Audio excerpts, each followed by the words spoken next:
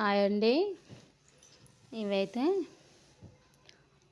Pasta అండి. Pasta అయితే ఉడికించుకున్నానికి తీసుకున్నాను. ఒక గిన్నెలో పాస్తా తీసుకొని ఇందులో నీళ్ళైతే పోసుకున్నానండి. ఇవైతే ఉడికించుకోవాలండి. 20 నిమిషాలు అయితే ఉడుకుతుంది. ఇవైతే ఉడికినాయి కదండి. ఇవి ఒక చల్లటి నీళ్ళలో మరి ఒక గిన్నెలో చల్లటి నీళ్ళు తీసుకొని అందులో వేసేసుకోవాలి.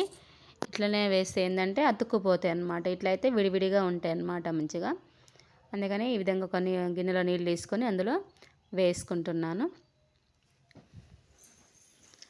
ఉల్లిగడ్డ పచ్చిమిర్చి అయితే కట్ చేసి పెట్టుకున్నాను. ఇవైతే ఈ విధంగా ఉంటాయి. ఇట్లయితే ఇవి మరొక గిన్నెలో కూడా తీసుకుంటాను. ఒక గిన్నె తీసుకున్నాను. ఇక్కడైతే స్టవ్ మీద గిన్నె పెట్టుకొని ఆయిల్ అయితే వేసుకుంటున్నాను. 3 స్పూన్స్ అయితే ఆయిల్ వేసుకుంటున్నాను నేను ఇక్కడ.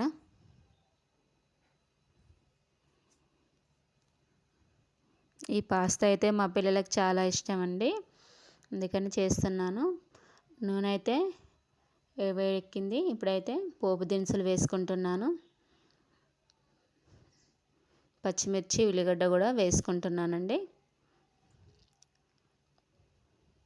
ఈ పచ్చిమిర్చి ఉల్లిగడ్డ ఒక 10 నిమిషాలు వేగించుకుందాము.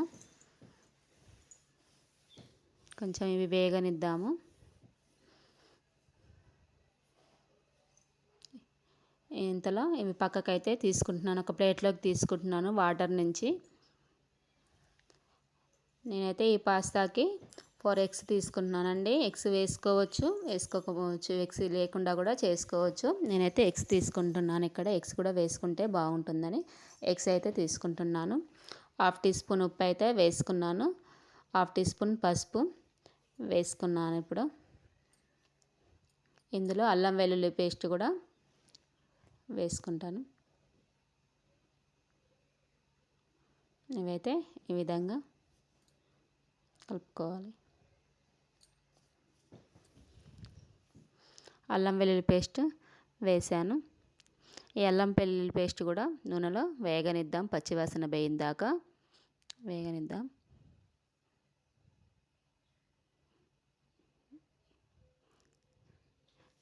ఈ విధంగా 2 మినిట్స్ వేయించుకున్నాక మనం ఇప్పుడైతే ఎగ్స్ అయితే వేసుకుందాము.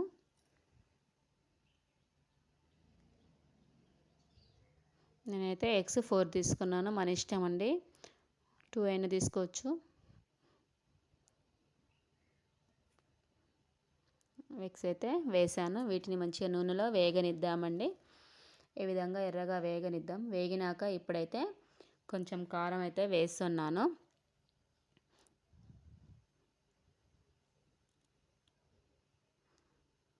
కొంచెం ధనియాల పొడి, కొంచెం మసాలా వేసుకుంటున్నాను నేనైతే ఇక్కడ.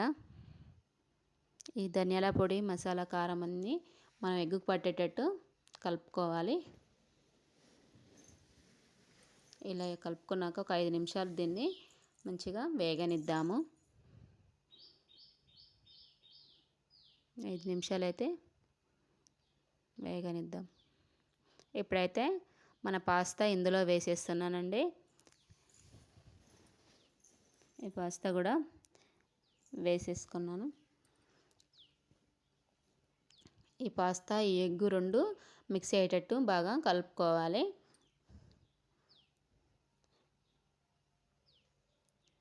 మొత్తం కలిసేటట్టు కలుపుకోవాలి. ఒక 10 నిమిషాలు అయితే దీన్ని ఇలా స్టవ్ మీద సిమ్లో ఉంచి వేస్తే అయిపోయింది మన పాస్తా.